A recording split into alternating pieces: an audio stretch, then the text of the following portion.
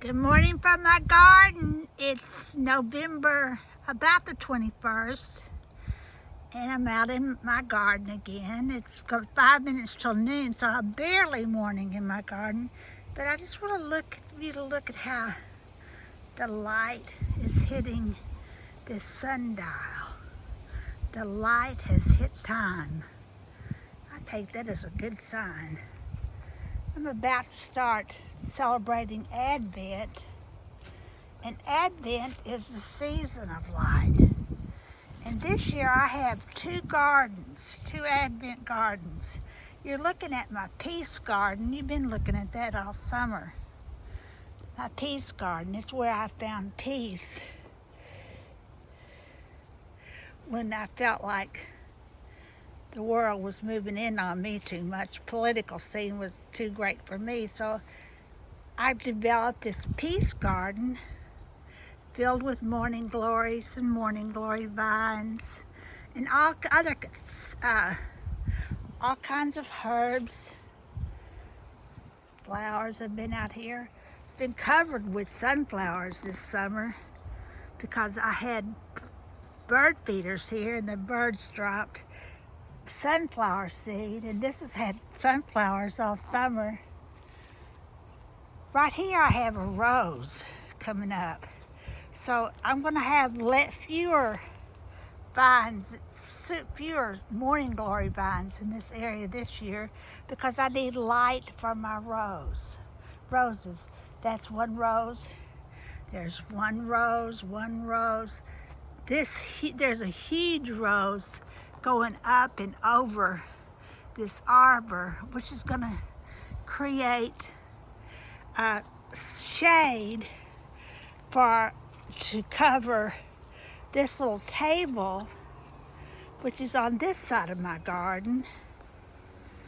You don't really see it, but back beyond this screen porch, there are glass windows and glass doors. And I am creating, this is my hope garden that is starting this year. Hope. And I'm dedicating it to the first week of Advent, which is Hope Week. And I'm going to have lots of red out here, because in my opinion, red is a vital color. It's the color of blood and energy and life. I paint with a lot of red, just for those reasons. There is one pink rose here. This is Zephyrine Druin, and I have Zephyrine Druin everywhere, in every garden that I plant. But this is going to have lots of iris, lots of very, very old iris that date back to the medieval period of history. There's no mention of the iris in the Bible. And iris, and some of these are white and some of these are pale purple. But there's no mention of the word iris in the Bible. Iris is from a Greek, is a Greek word, and it references a Greek goddess. Many people do and do not realize that much of our Bible is influenced by Greek. But anyway, because there were a lot of the early Christians were Greek. But right in here, I'm going to plant two red blooming Yuletide camellias, one on this side and one on the other side. Back behind here, I've planted winter berries, which have red fruit. During the winter, I doubt if I get any red fruit this year. I don't know. They bloom also during January, February, some of February. During the fall, this is a leafing shrub that gets about 6 feet tall, 6 feet wide. And you see it out in the woods around Mississippi. It's kind of a natural woodsy look here.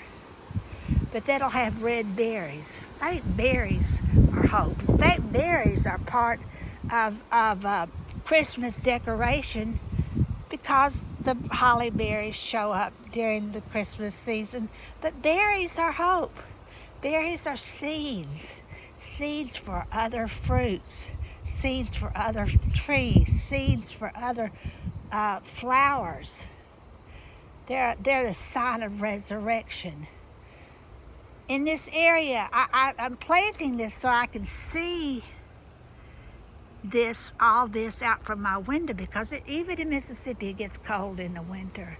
And I want to be able to look out into my garden all winter, on rainy days, on freezing days, and enjoy the colors that I'm preparing to be out here. I'm going to put 2 Linwood forsythias out here, which are the first sign of spring in my garden. Very light yellow, not very light, bright yellow. Little tiny, not so well, little blooms of all over that shrub, and they're yellow. And I sort of associate yellow with Easter, yellow with the resurrection, and I associate yellow with light. So out here I'll have forsythia for spring, and then I'll have these irises for spring. I'm also planting some crocus out here and some daffodils out here. All of that I'll be able to see from inside my house. Even when it's not pleasant outside, I can enjoy my garden. I call that a 4 seasons garden. I have said this over and over again, but in my opinion, planting a garden is hope. I'm planting all this in hope that it'll do what I want it to do. It may or may not. I lose plants all the time, and some of it's my fault, some of it's just the way the wind blows. But I always plant my garden hoping that it's going to prosper. During the first week of Advent, I'm going to talk about God's creation. On the first day of Advent, we light a candle that we call the Hope Candle. And that entire week, I'm going to talk about the creation of God's world, about God's hope for His world. On the second Sunday of Advent, we light another candle. We call that the Peace Candle, the peace. And I'm going to start laying out for you how when God added people to His world, things became unpeaceful. The garden was perfect peace.